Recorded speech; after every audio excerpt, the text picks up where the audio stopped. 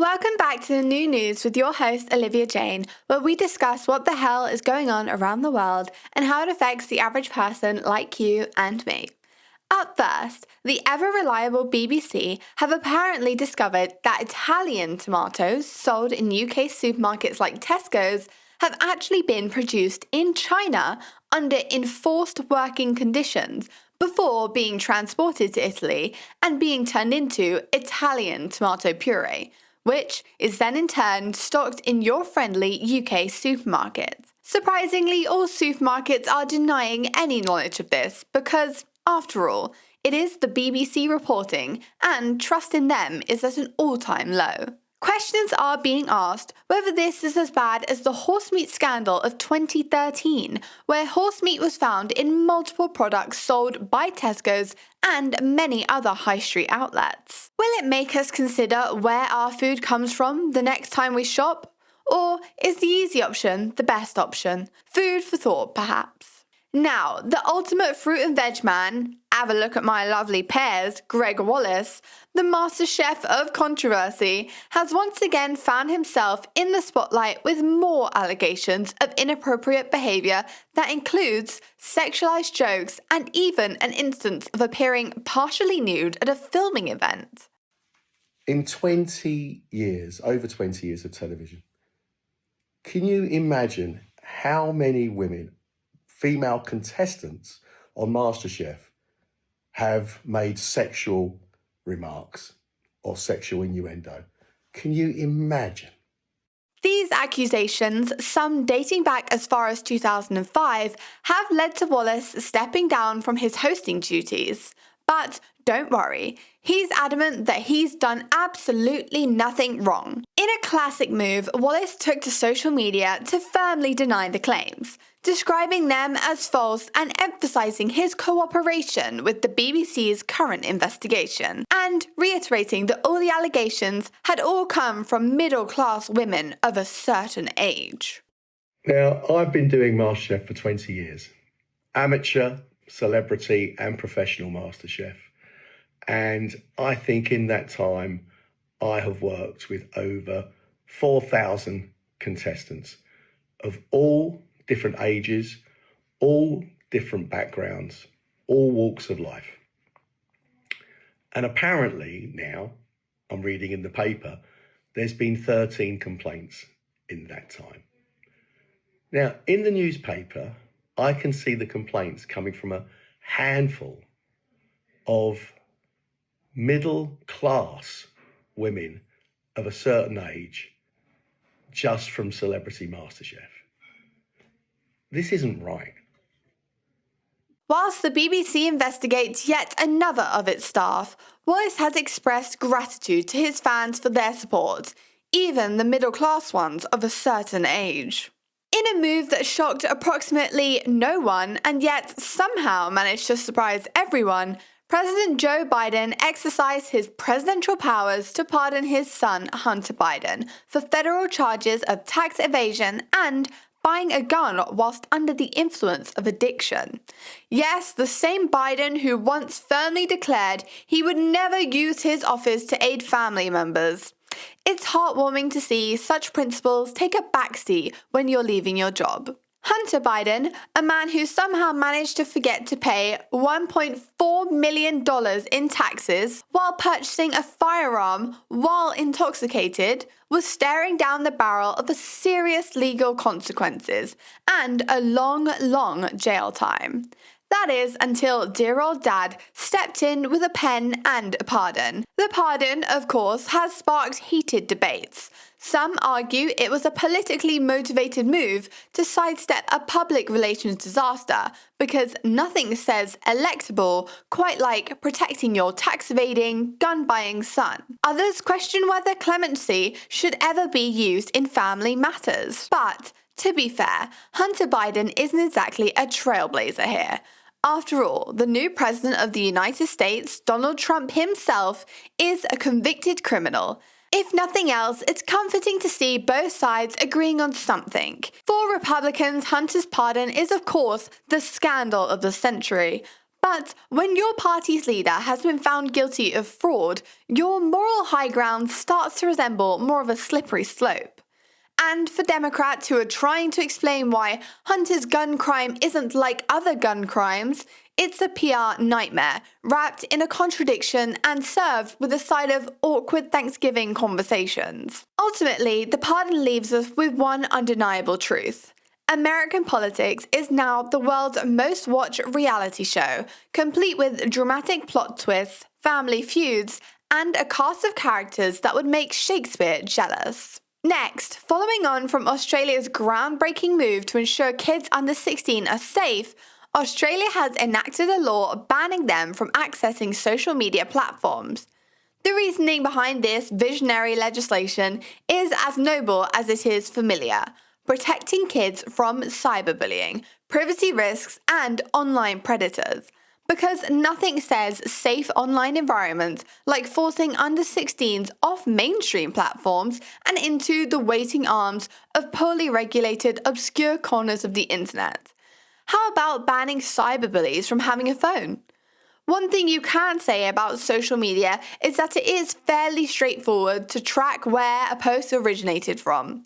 Social media companies now have 1 year to comply or face fines of up to 50 million Australian dollars. Of course, this law fits snugly into the growing global trend of governments trying to regulate the digital playground. Balancing safety with digital freedom is tricky, but why strive for balance when you can just put the pendulum in the direction that suits you best? Some critics are going even further, suggesting that this is just the first step in global uncommunication, with world leaders realizing that 8 billion of us are now all connected, and if we all got together and agreed on something, they might just have to take notice of the masses rather than their own egos, ambitions, or families. Ultimately, Australia's bold move raises some burning questions. What happens when kids find loopholes? Will the government step in with another law when this one inevitably falls short? Or, as expected, children and parents can look forward to a life of robust age verification systems asking, "Are you really 16?" followed by a checkbox. Prime Minister Keir Starmer, ever the Churchillian diplomat, has assured us all that Britain doesn't have to pick sides between the United States and Europe. Apparently, when Donald Trump resumes his role as America's president, the UK will somehow manage to float serenely above all the geopolitical tug-of-war by staying indecisively in the middle. Starmer boldly declares that Britain can maintain its special relationship with the US while keeping Europe happy. And while Starmer insists this isn't about choosing sides, one has to wonder, is he genuinely optimistic, or is this just a fancy way of avoiding a tough decision? Nothing says leadership quite like saying we don't need to choose, while everyone else is already picking teams. Trump and the EU are not known for their willingness to compromise and play nicely. Now is the time to be strong and bold, not to be piggy in the middle. Successful leaders, whether in business or politics, understand that prioritization is key to achieving results. Pretending the UK can work with both without friction is naive and is unrealistic, and risks alienating both parties when decisions inevitably must be made. With Donald Trump's impending return to the White House and his stated intent to end the conflict in Ukraine on day one, Europe is understandably wary of diminished US support.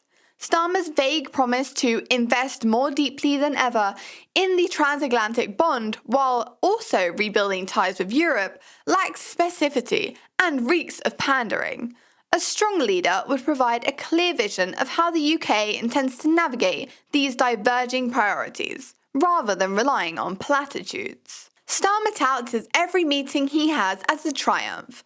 Trump in the Tower, meeting President Xi Jinping as a breakthrough, lamenting the 6-year gap in British-Chinese leadership interactions. However, this comes at a time where Western nations, including key allies like the US, are increasingly cautious about China's influence. A stronger leader would address the UK's position on balancing economic opportunities with national security risks, rather than using a diplomatic photo op as a badge of honour, invoking Churchill and Attlee as if their World War II-era strategies of balancing allies are directly applicable to today's vastly different geopolitical landscape, suggests a leader more interested in rhetoric than substance. Times have changed, and so have the complexities of diplomacy. Nostalgia is not a strategy. Keir Starmer's speech highlights his inability to think and act like a business leader. A good CEO or Prime Minister knows that leadership is about making hard choices, articulating clear strategies, and inspiring confidence through decisive action. And Starmer's reluctance to confront the realities of geopolitics, his over-reliance on platitudes, and his failure to provide a clear vision leave the impression of a leader who is unwilling or unable to rise to the occasion. Now, the topic on everyone's lips. Jaguar are again back in the news after their recent rebrand, this time with the unveiling of several images of the new Type 00. Jaguar Managing Director Rawdon Glover revealed their new electric car at an event in Miami. The car, a concept described as having bold forms and exuberant proportions, signals the company's ambition to be bold and disruptive as it transitions to becoming a fully electric brand. The Type 00 has been shown in two striking colours, Miami pink and London blue, and features a dedicated platform offering up to 478 miles of range. Its rapid charging capabilities allow 200 miles of charge in just 15 minutes. The production-ready version, set to be made in the UK, will be revealed in late 2025, with an expected price of over £100,000. Jaguar's recent backlash after unveiling its rebrand, which included a controversial advert that featured models in brightly coloured outfits in a stark setting, but no cars. Critics, including Elon Musk, mocked the campaign, asking, "Do you sell cars?" Glover, however, views the backlash positively, stating, "More people have been talking about Jaguar in the past 2 weeks than for much longer. We're clearly in the conversation." And he acknowledged the importance of keeping current fans engaged while also appealing to new audiences. He says, "We don't want to alienate loyal fans, but we need to ensure Jaguar is relevant, desirable, and future-proof for the next 90 years." There is no doubt the designs are stunning, but will the real thing measure up to the vision? Either way, critics are again talking about Jaguar and how this might be one of the best PR and marketing strategies in recent years. Jaguar have been making strides into the EV market for some time, having teamed up with Waymo to revolutionize self-driving technology. In a groundbreaking partnership, Jaguar and Waymo have launched the world's first premium self-driving electric vehicle. This collaboration aims to merge Jaguar's innovative designs with Waymo's cutting-edge autonomous technology, creating a new benchmark in the rapidly evolving field of self-driving cars. The star of this venture is the all-electric Jaguar I-Pace, which will be equipped with Waymo's self-driving technology, with plans to add up to 20,000 I-Paces to Waymo's fleet over the next few years. This collaboration is expected to have a significant impact on the future of transportation, with the potential to serve up to 1 million trips per day. The self-driving I-Paces could revolutionize urban mobility. Jaguar highlighted the significance of this partnership.